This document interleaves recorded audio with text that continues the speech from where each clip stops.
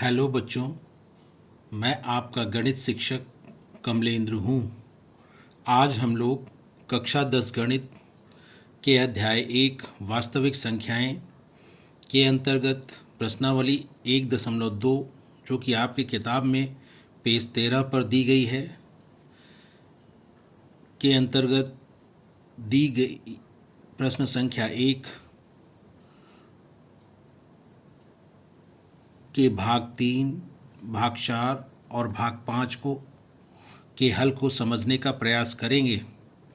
जैसा कि आप देख रहे हैं, प्रश्नावली 1.2 की प्रश्न संख्या 1 में दिया गया है कि निम्नलिखित संख्याओं को अभाज्य गुणनखंडों के गुणनफल के रूप में व्यक्त कीजिए। इसके अंतर्गत तीसरे भाग में दी गई संख्या 3825 है। इसका अभाज्य गुणनखंड ज्ञात करने के लिए हमने यहाँ पर लाल रंग के बॉक्स के अंदर जो कार्य लिखा है वह कुछ बच्चे रफ कार्य के अंतर्गत करते हैं और कुछ फेयर वर्क के अंतर्गत इस कार्य को दिखाते हैं। इस कार्य को जबकि अभाज्य गुणनखंड हमें ज्ञात करना हो तो हमें इसे फेयर वर्क के अंतर्गत ही लिखना चाहिए, परंतु यदि आप उसी सवाल के हल के साथ में रफ वर्क करते हुए या फेयर वर्क न करके यहाँ पर रफ कार्य के अंतर्गत उसे कर देते हैं तो भी कोई गलत नहीं होगा। बेहतर यही होगा कि आप इसे फेयर वर्क के अंतर्गत ही हल के साथ लिखें। इसमें आपको अभाज्य गुणनखंड ज्ञात करने का तरीका जो बताया गया है वह आप पहले भी पिछली कक्षाओं में पढ़ चुके हैं। इसमें हमें अभाज्य संख्याओं से दी गई संख्या में भाग करना रहता है। अभाज्य संख्याएं हम किन्हें कहते हैं इसके बारे में आप पहले से जानते होंगे, फिर भी यहाँ पर उसे दोहरा लेते हैं। अभाज्य संख्याएं वे संख्याएं होती हैं जिनमें केवल दो ही संख्याओं का भाग पूरा जाता है। एक तो उस संख्या स्वयं का और दूसरा एक का। इसके अलावा कोई तीसरी संख्या ऐसी नहीं होती है जो अभाज्य संख्याओं को पूरा विभाजित कर सके। उन्हें मैंने यहाँ पर लिखने का प्रयास किया है। आप देख रहे हैं ये संख्याएं अनंत होती हैं, इसलिए शुरू की कुछ संख्याओं को ही यहाँ पर हमने लिखकर दिखाया है। आप देख रहे हैं इसके अंतर्गत 2, 3, 5, 7, 11, 13, 17, 19, 23, 29, 31 और 37 हैं। अब हमें 3825 के अभाज्य गुणनखंड ज्ञात करने हैं, तो हम इन्हीं अभाज्य संख्याओं से 3825 में भाग करेंगे। हम देखते हैं कि 3825 में 2 का भाग नहीं जाता है, अर्थात 3825 2 से विभाजित नहीं होता है। इसे आप भाग करके भी जांच सकते हैं, और यदि सरलतम विधि से इसे आप बिना भाग किए देखना चाहते हैं तो जांचना चाहते हैं तो इसकी भी एक विधि है, उससे आप इसे जांच सकते हैं। जैसे कि कोई भी संख्या 2 से विभाजित होती है कि नहीं होती, यह जानने के लिए हम उसके इकाई के स्थान पर जो अंक होता है उसे देखते हैं। यहाँ पर 3825 में इकाई के स्थान पर 5 है जो कि 2 से विभाजित नहीं होता है, अर्थात सम अंक नहीं है। इसलिए 3825 अभाज्य संख्या 2 से विभाजित नहीं होगा। इसी प्रकार हम 2 से विभाज्यता की जांच कर सकते हैं। जितनी भी अभाज्य संख्याएं यहाँ पर दी गई हैं उनमें अधिकांश अभाज्य संख्याओं से हम विभाज्यता की जांच करना जानते हैं, और यदि आप भी जानना चाहते हैं तो मुझे इससे सूचित करेंगे। मैं इससे संबंधित एक वीडियो बनाकर आपको इसे समझाने का प्रयास करूंगा कि 2, 3, 5, 7, 11, 13, 17, 19 आदि जो अभाज्य संख्याएं हैं इनसे बिना भाग किए आप कैसे किसी संख्या की इनसे विभाज्यता की जांच कर सकते हैं। तो यदि आप यह जानना चाहते हैं तो मुझे सूचित करेंगे। और यहाँ पर जब 2 से हम देख रहे हैं 3825 में भाग नहीं जाता है, तो अगली अभाज्य संख्या 3 से हम जांचेंगे कि यह संख्या विभाजित होती है कि नहीं होती है। इसका भी इस 3 से भी विभाज्यता को जांचने के लिए बिना भाग किए हम एक तरीके से यह जांच सकते हैं कि यह संख्या 3 से विभाजित होगी कि नहीं होगी। उसके लिए हम दी गई संख्या के सभी अंकों को जोड़ लेते हैं और जो योगफल हमको प्राप्त होता है वह यदि 3 से विभाजित हो जाता है तो दी गई संख्या भी 3 से विभाजित हो जाती है। जैसे कि यहाँ पर आप देखें कि जो 3825 जिन अंकों से मिलकर के बना है उसे यदि हम जोड़ें तो हम देख रहे हैं 3 और 8 को अगर जोड़ते हैं तो 11 प्राप्त होता है। 11 में जब 11 में 2 को जोड़ते हैं तो हमें 13 प्राप्त होता है और 13 में जब 5 को जोड़ेंगे तो 18 प्राप्त होगा और 18 में 3 का भाग पूरा पूरा चला जाता है। इसलिए हम यह कहेंगे कि 3825 में भी 3 का पूरा पूरा भाग चला जाएगा, अर्थात वह यह दी गई संख्या 3 से पूर्ण रूप से विभाजित हो जाएगी या पूरी पूरी विभाजित हो जाएगी। इसी प्रकार हम 3 से विभाज्यता की जांच कर सकते हैं। अब यहाँ पर जब हम 3 से भाग करेंगे 3825 में तो हमें 1275 प्राप्त होगा और फिर 3 से जब भाग करेंगे तो हमें 425 प्राप्त होगा। इसके बाद जब 425 प्राप्त होता है तब हम जब जांचते हैं कि यह 3 से विभाजित होगा कि नहीं, तो हम पाते हैं कि यह संख्या 425 3 से विभाजित नहीं होगी। क्यों? क्योंकि 4 में जब 2 जोड़ते हैं तो 6 प्राप्त होता है और 6 में जब 5 जोड़ते हैं तो 11 प्राप्त होता है और 11 में 3 का भाग पूरा पूरा नहीं जाता है। इसलिए हम यह कहेंगे कि 425 3 से पूरा पूरा विभाजित नहीं होगा। इसलिए हम अगले अभाज्य अंक 5 को लेते हैं और उससे विभाज्यता की जांच करते हैं कि 425 जो दी गई संख्या यहाँ पर हो गई वह 5 से विभाजित होती है कि नहीं होती है। 5 से विभाज्यता की जांच करने का भी नियम है। उसमें आप देखें कि इकाई के स्थान पर 5 है या 0 है। यदि ये 5 होगा तो भी संख्या 5 से विभाजित होगी और 0 होगा तब भी दी गई संख्या 5 से विभाजित होगी। पर यहाँ पर आप देख रहे हैं 425 में इकाई के स्थान पर 5 है, इसलिए यह संख्या 5 से विभाजित होगी। तो इसे हम 5 से जब भाग करते हैं तो हमें 85 यहाँ प्राप्त होता है। उसे हमने 425 के नीचे लिखा है। फिर 85 भी 5 से विभाजित हो जाएगा, इसलिए हमने 5 से यहाँ पर पुनः भाग किया है और फिर हम 17 प्राप्त करते हैं भागफल के रूप में। और जब 17 प्राप्त होता है तो हम 17 को 17 से ही भाग करते हैं, क्योंकि यह भी अभाज्य संख्या है और इसलिए यहाँ पर 17 का भाग जब 17 में करेंगे तो हमें भागफल के रूप में 1 प्राप्त होगा। और जब हमें भागफल के रूप में 1 प्राप्त होता है, अर्थात इस तरह से लिखते हुए जब हमें सबसे नीचे 1 प्राप्त हो जाता है भागफल के रूप में, तब हम भाग करने की क्रिया को समाप्त कर देते हैं। इसके पश्चात हम देखते हैं कि बाईं ओर जो संख्याएं लिखी गई हैं जिनसे भाग किया गया था, जिन अभाज्य संख्याओं से हमने भाग किया था, वे कौन कौन सी हैं। और इन अभाज्य संख्याओं को हम इस तरह से लिखते हैं कि इनके बीच में गुणे का चिन्ह हो और ये सारी की सारी अभाज्य संख्याएं हम लिख लेते हैं। देख रहे हैं, जैसे यहाँ पर देख रहे हैं, इन्हीं अभाज्य संख्याओं को हमने गुणा लगाते हुए, गुणे का चिन्ह लगाते हुए या गुणनफल के रूप में आप कह सकते हैं कि गुणनफल के रूप में हम लिखते हैं। तो हम पाते हैं 3 गुणे 3 गुणे 5 गुणे 5 गुणे 17 और इनको जब गुणा करते हैं तो हमें 3825 प्राप्त होता है।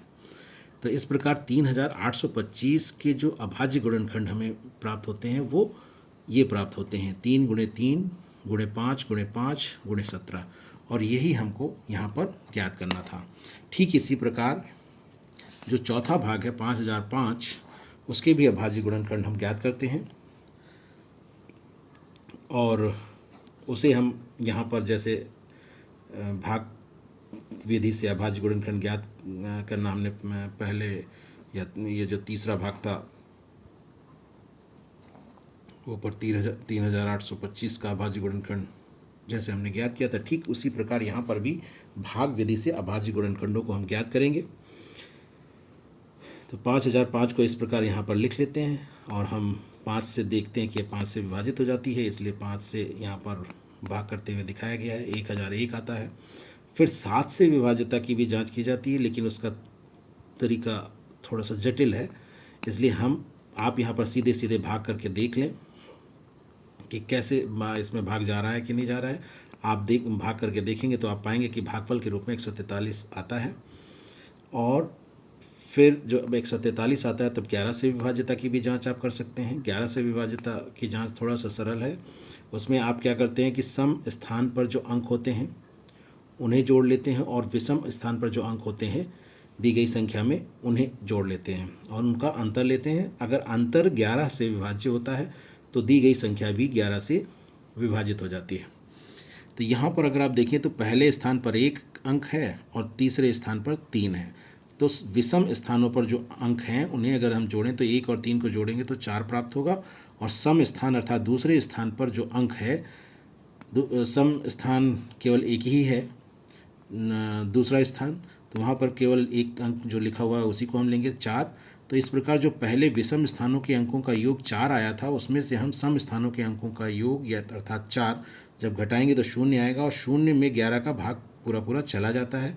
इसलिए हम यह कहेंगे कि 143 में भी भाग चला जाएगा। तो हम विभाज्यता की जांच बिना भाग किए भी कर सकते हैं, लेकिन हमें उसका तरीका पता होना चाहिए। कुछ संख्याओं से विभाज्यता, कुछ अभाज्य संख्याओं से विभाज्यता की जांच करना थोड़ा सरल होता है और कुछ से विभाज्यता की जांच थोड़ी सी जटिल होती है, तो उसे सीखना पड़ेगा। और यदि आप कहेंगे तो उससे संबंधित हम एक और वीडियो बनाकर आपको बता देंगे। फिलहाल यहाँ पर आप इसे भाग करके ही देख लें। तो 11 एकम 11 और 3 बचेगा और 3 उतारेंगे 33 हो जाएगा, 11 3 33। और इस प्रकार 13 जो प्राप्त होता है वह भी अभाज्य संख्या है और उसे 13 से हम भाग करके फिर एक भागफल यहाँ पर प्राप्त कर लेंगे। और इस प्रकार यहाँ पर भी हमें एक जब भागफल प्राप्त हो जाता है, नीचे सबसे नीचे आप देख रहे हैं भागफल ही हम लिखते हैं यहाँ पर, तो यहाँ पर जो भागफल जब 1 प्राप्त हो जाता है तब भाग की क्रिया को हम समाप्त कर देते हैं। इस प्रकार हमें 5005 के जो अभाज्य गुणनखंड होंगे वो बाईं ओर इधर की तरफ लिखी गई संख्याएं होती हैं अभाज्य गुणनखंड, और ये सभी वे अभाज्य संख्याएं होती हैं जिनसे हमने 5005 में भाग किया होता है।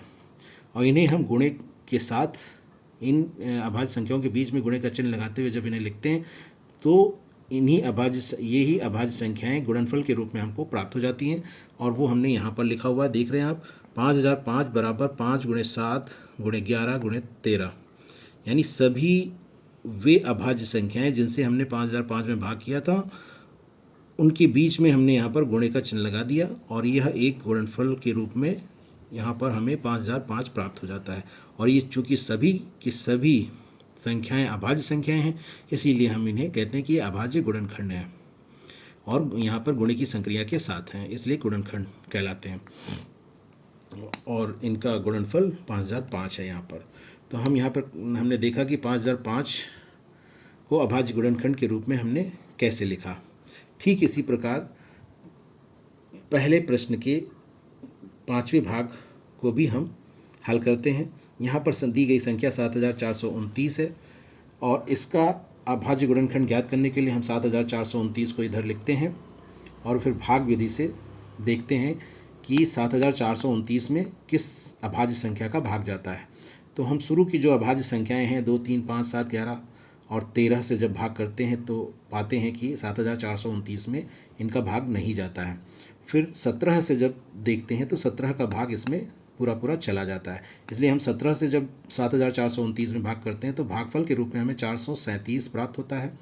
इसके बाद हम देखते हैं कि 437 अभाज्य संख्या 19 से विभाजित होता है पूरा पूरा, इसलिए हम 19 से भाग करते हैं। 19 से जब भाग करते हैं तो हमें भागफल 23 प्राप्त होता है और 23 स्वयं एक अभाज्य संख्या है, इसलिए हम इसे 23 से ही यहाँ पर विभाजित करते हैं और भागफल के रूप में हम 1 को प्राप्त कर लेते हैं। जब हम भागफल 1 के रूप में प्राप्त कर लेते हैं तब हमारी भाग करने की क्रिया समाप्त हो जाती है। और इस प्रकार हमने देखा कि 7429 में हमने 17, 19 और 23 से भाग किया और ये सभी अभाज्य संख्याएं हैं, इसीलिए ये सभी अभाज्य गुणनखंड कहलाते हैं 7429 का।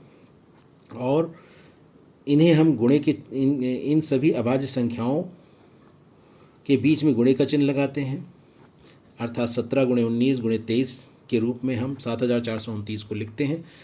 तो उस स्थिति में हम यह कहते हैं कि क्योंकि ये अभाज्य संख्याएं हैं और गुणन की संक्रिया के साथ हैं यहाँ पर, इसलिए हम यह कहते हैं कि ये अभाज्य गुणनखंड है। किसके? 7429 के। इस प्रकार आपने देखा कि अभाज्य गुणनखंड हमें अगर ज्ञात करना है, अर्थात दी गई संख्या को अगर अभाज्य गुणनखंड के गुणनफल के रूप में लिखना है तो हम उसे सिर्फ इतने से ही दिखा सकते हैं और यही अभाज्य गुणनखंडों की गुणनफल के रूप में 7429 को इसी रूप में यहाँ पर लिखा गया है। और कैसे लिखा गया, कैसे प्राप्त किया गया, उस क्रिया को हम यहाँ पर करते हैं। तो इस दी गई क्रिया को, जो अभाज्य गुणनखंड ज्ञात करने की क्रिया है, अगर आप हल के साथ लिखते हैं तो बेहतर रहेगा। यदि आप हल के साथ नहीं लिखते हैं तो अगर उसी हल के साथ रफ वर्क के अंतर्गत भी दिखाते हुए आप लिखते हैं तो ही आपका उत्तर पूर्ण रूप से दिया गया या हल पूर्ण रूप से दिया गया माना जाएगा। परंतु यदि आप केवल ऐसे गुणनफल के रूप में लिख देते हैं तो यह एक तरह से आंसर लिखने के समान हो जाएगा, उत्तर लिखने के समान हो जाएगा और वहाँ पर नंबर आपके काटे जा सकते हैं, अंक काटे जा सकते हैं। इसलिए बेहतर यही होगा कि इसे जो रफ वर्क में हमने यहाँ पर कार्य दिखाया है, ऊपर हमने यहाँ पर इसे फेयर वर्क भी लिखा है, तो आप इसे फेयर वर्क के अंतर्गत लिखें और फिर उत्तर के रूप में इसको लिखें तो वो वही बेहतर हल होगा इस प्रश्न का। अब इसके बाद आप प्रश्न 2 को अगर देखें, प्रश्नावली 1.2 के, तो उसमें पूर्णांक युग्मों के एचसीएफ और एलसीएम ज्ञात करके जांच करें कि क्या दो संख्याओं का गुणनफल बराबर होता है एचसीएफ गुणे एलसीएम के। यह हमें करके देखना है। पहले तो हमें पूर्णांक जो दिए गए हैं, पूर्णांकों का जो जोड़ा दिया गया है, उनके एचसीएफ और एलसीएम ज्ञात करने हैं। फिर उसके बाद हमें एचसीएफ और एलसीएम को गुणा करके गुणनफल ज्ञात करना है। फिर दोनों संख्याओं का भी गुणनफल ज्ञात करना है और फिर देखना है कि दोनों गुणनफल बराबर हैं या नहीं है। यह हमें इस प्रश्न में करना है। तो आप देख रहे हैं कि जो तीसरा भाग है प्रश्न 2 का, उसमें 336 और 54 को दिया गया है। 336 ये पूर्णांक युग्म है, अर्थात पूर्णांकों का जोड़ा है। अब इनका जब हम अभाज्य गुणनखंड ज्ञात करते हैं, तो ये अभाज्य गुणनखंड ज्ञात करते हुए मैंने यहाँ पर दिखाया है। इसे आप यहाँ पर रफ वर्क में भी शामिल कर सकते हैं और फेयर वर्क में भी शामिल करते हैं। फेयर वर्क में शामिल करना बेहतर रहता है। तो यहाँ पर आप देखिए 336 के जब गुणनखंड, अभाज्य गुणनखंड ज्ञात किए गए तो आपको सबसे पहले 54 का लिखा गया है। आप देखें तो 54 का अगर अभाज्य गुणनखंड हम ज्ञात करते हैं तो वह 2 गुणे 3 गुणे 3 गुणे 3 के रूप में हमें प्राप्त होता है। उसे यदि हम घात के रूप में लिखते हैं तो वह 2 गुणे 3 की घात 3 के रूप में हमें प्राप्त होता है। यहाँ पर आप देख रहे हैं कि 3 बार लिखा गया है, उनके बीच गुणे का चिन्ह है। ऐसी स्थिति में जब भी संख्याओं को लिखा जाता है तो जब घातांक के रूप में हम उसे लिखते हैं तो जो संख्या बार बार आ रही है गुणा के रूप में, उसे हम आधार मानकर एक बार लिखते हैं और जितनी बार वह संख्या आती है गुणा के रूप में उसको घात के रूप में लिख देते हैं। तो यहाँ पर 3 की घात 3 का अर्थ यह हुआ कि 3 बार लिखा गया है और उनके बीच गुणे का चिन्ह है। तो इस प्रकार 54 को हम घात के रूप में अभाज्य गुणनखंड करने के बाद 2 गुणे 3 की घात 3 के रूप में लिख सकते हैं। इसी प्रकार 336 को हम 2 गुणे 2 गुणे 2 गुणे 2 गुणे 3 गुणे 7, आप यहाँ पर देख रहे हैं बाईं ओर जब अभाज्य गुणनखंड ज्ञात करते हैं तो बाईं ओर जो अभाज्य संख्याएं लिखी जाती हैं जिनसे भाग किया जाता है उन्हीं को हम अभाज्य गुणनखंड के रूप में यहाँ पर लिखते हैं, बीच में गुणे का चिन्ह लगा करके। अब आप यहाँ पर देख रहे हैं 2 4 बार आया है और बीच में गुणे का चिन्ह है, इसीलिए इसे हम 2 की घात 4 की तरह से लिख सकते हैं। बाकी 3 और 7 घात 1 के रूप में ही हैं, एक ही बार आए हैं, इसलिए इन्हें घात के रूप में बदल करके लिखने की आवश्यकता नहीं होती है। अब यदि आप एलसीएम या लासा ज्ञात करना चाहते हैं 336 का और 54 का, तो उसका जो ये तरीका यहाँ पर दिया गया है, जब पहली बार आप अपनी कक्षा कार्य की कॉपी में या गृह कार्य की कॉपी में लिखते हैं तो यह चीज़ अवश्य लिखें, जो कि रफ कार्य के अंतर्गत आगे चल कर के हो जाती है, लेकिन पहले सवाल में के हल में आप इसको फेयर वर्क की तरह से लिखें। तो यहाँ पर आगे चलकर आप इसे नहीं लिखेंगे तो भी सही रहेगा, क्योंकि ये थोड़ा बड़ा हल इससे बहुत काफ़ी बड़ा हो जाता है। यह केवल आपके समझने के लिए यहाँ पर दिया गया है। इसे कक्षा कार्य की कॉपी में पहले सवाल में अवश्य लिखें कि कैसे हम एलसीएम या लासा को लिखते हैं जब अभाज्य गुणनखंड विधि से हल करते हैं। यहाँ पर हम अभाज्य गुणनखंड विधि से लासा ज्ञात कर रहे हैं। तो आप देख रहे हैं एलसीएम हमें 336 और 54 का ज्ञात करना है। तो यहाँ पर मैंने लिखा हुआ है दोनों संख्याओं से संबद्ध प्रत्येक अभाज्य गुणनखंड का उसकी सबसे बड़ी घात के साथ गुणनफल। तो जो संख्याएं, यहाँ पर 2 संख्याएं हैं तो इसलिए हमने 2 लिखा है, अगर 3 संख्याएं होती तो 3 आप लिखते। और इस तरह से हम देखते हैं कि दी गई संख्याओं के जो अभाज्य गुणनखंड हैं उन्हें उनकी सबसे बड़ी घात के साथ यहाँ पर गुणनफल के रूप में लिखना है। तो आप देख रहे हैं कि 54 में और 336 यही 2 संख्याएं यहाँ पर दी गई हैं, उनके अभाज्य गुणनखंड घातांक के रूप में यहाँ पर लिखे गए हैं। अब हम देखें अगर गौर से तो हम पाएंगे कि 2, 3 और 7 यही 3 गुणनखंड इन दोनों संख्याओं के अभाज्य गुणनखंड में हमें प्राप्त होते हैं, 2, 3 और 7। हमें यह ध्यान देना है कि 2 देखिए यहाँ पर 2 की घात 1 के रूप में, यहाँ 2 की घात 4 के रूप में। तो सबसे अधिक घात अगर अभाज्य गुणनखंड 2 की हम नोट करेंगे तो हम यह नोट करेंगे कि 2 की घात 4 है। और 3 की अगर बात करें, 3 अभाज्य गुणनखंड की बात करें तो यहाँ पर 3 की घात 1 है, यहाँ 3 की घात 3 है। तो 3 अभाज्य गुणनखंड की सबसे बड़ी घात के साथ अगर उसे लिखेंगे तो 3 की घात 3 के रूप में लिखेंगे। 2 को लिखेंगे तो 2 को लिखेंगे सबसे बड़ी घात के साथ तो 2 की घात 4 के रूप में लिखेंगे। 7 के लिए हम यह कह सकते हैं कि यह केवल एक ही बार आया है और 7 की घात 1 के रूप में आया है, तो यही इसकी सबसे बड़ी घात भी होगी, इसकी सबसे छोटी घात भी होगी। और तो इसलिए हम यहाँ पर सबसे बड़ी घात के रूप में 7 की घात 1 के रूप में लिखेंगे। वही यहाँ पर लिखा गया है कि यहाँ 2, 3 व 7 ही संख्याओं से संबद्ध अभाज्य गुणनखंड है। जैसा कि आपने देखा था कि 2, 3 और 7 ही संख्याओं से संबद्ध जो अभाज्य गुणनखंड है वो हैं यहाँ पर। और ये अपनी सबसे बड़ी घातों के साथ क्रमशः 2 की घात 4, 2 अभाज्य गुणनखंड 2 की घात 4 के साथ आया है सबसे अधिक घातों के रूप में अगर हम लेते हैं तब, और 3 की घात 3 के रूप में आया है, और 7 जो है वो 7 की घात 1 के रूप में आया है। इन्हीं को हम गुणनफल के रूप में लिखेंगे। वही यहाँ पर किया गया है, 2 की घात 4 गुणे 3 की घात 3 गुणे 7, और इनका गुणनफल जब ज्ञात करते हैं हम तो वह 3024 के बराबर हमें प्राप्त होता है। आप इसे कर देख सकते हैं। इसी प्रकार यदि हम HCF अर्थात मासा ज्ञात करते हैं तो मासा ज्ञात करने के लिए जो 2 संख्याएं यहाँ पर ली गई हैं वो 336 और 54 हैं। उन्हें ज्ञात करने के लिए ठीक उसी तरह का यहाँ पर भी रफ कार्य है जो पहले सवाल के लिए आप कक्षा कार्य की कॉपी में या होमवर्क की कॉपी में अर्थात गृह कार्य की कॉपी में जब करेंगे तो पहले सवाल के हल में ज़रूर ये लिखिएगा, क्योंकि इससे आपको यह पता चल जाएगा कि हम कैसे मासा या HCF को लिख रहे हैं या ज्ञात कर रहे हैं। तो यहाँ पर हम क्या करते हैं, दोनों संख्याओं से संबद्ध प्रत्येक उभयनिष्ठ अभाज्य गुणनखंड।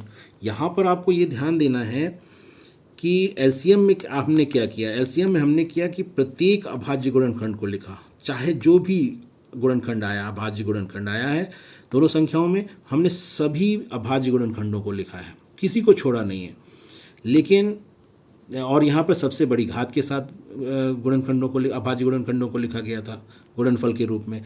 लेकिन जब मासा ज्ञात कर रहे होते हैं अर्थात HCF ज्ञात कर रहे होते हैं, उस स्थिति में हम सभी अभाज्य गुणनखंडों को नहीं लिखते हैं, हम सभी उभयनिष्ठ अभाज्य खंडों को लिखते हैं और उनकी सबसे छोटी घात के साथ लिखते हैं गुणनफल के ही रूप में।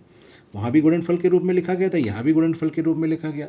वहाँ पर सभी अभाज्य गुणनखंडों को लिखा गया था, यहाँ पर सभी उभयनिष्ठ अभाज्य गुणनखंडों का सबसे छोटी घात के साथ गुणनफल हमें लिखना है।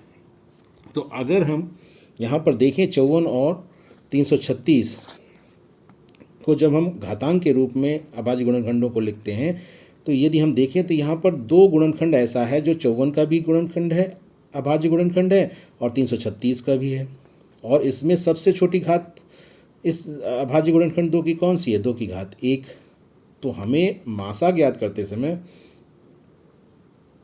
जब हम लिखेंगे अभाज्य गुणनखंड को तो सबसे छोटी घात के साथ लिखेंगे, अर्थात 2 की घात 1 के साथ लिखेंगे। जब लासा ज्ञात करते हैं तो सबसे अधिक घात के साथ लिखते हैं। ये हमें ध्यान रखना है, अंतर समझ लेना है यहाँ पर।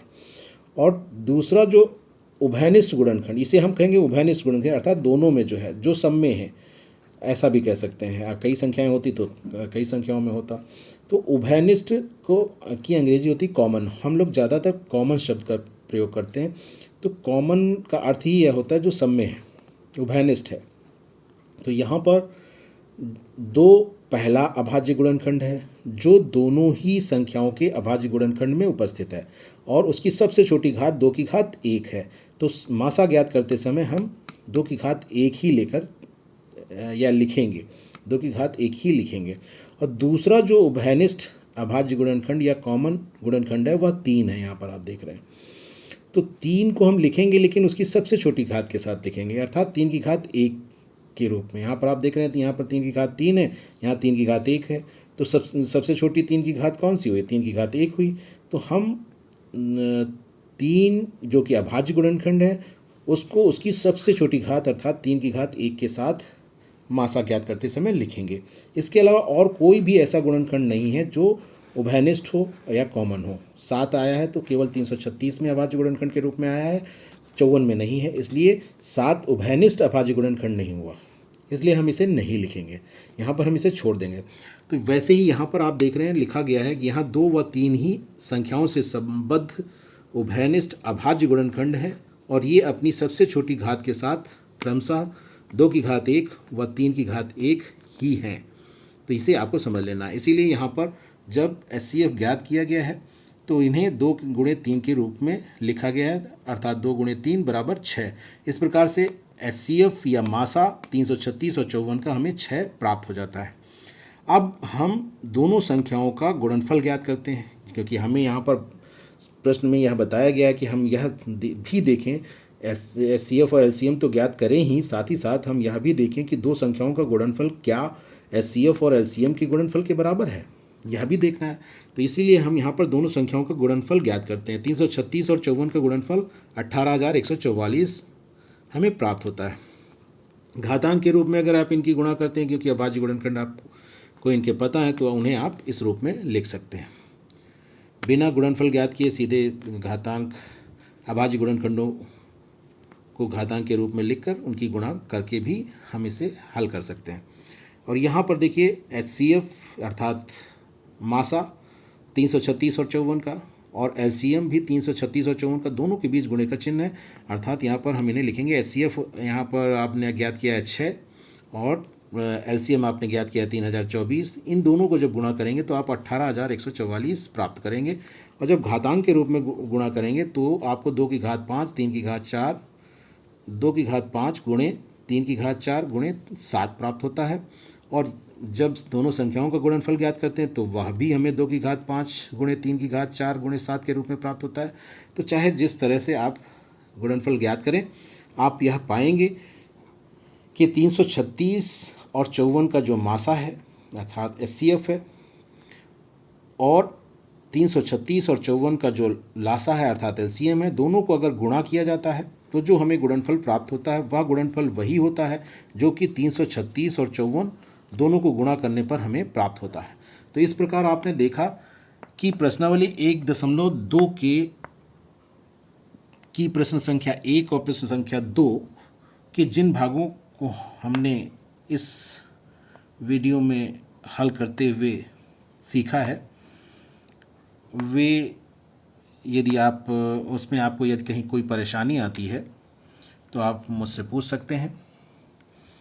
और इस वीडियो में बस इतना ही। से इस अगले वीडियो में धन्यवाद।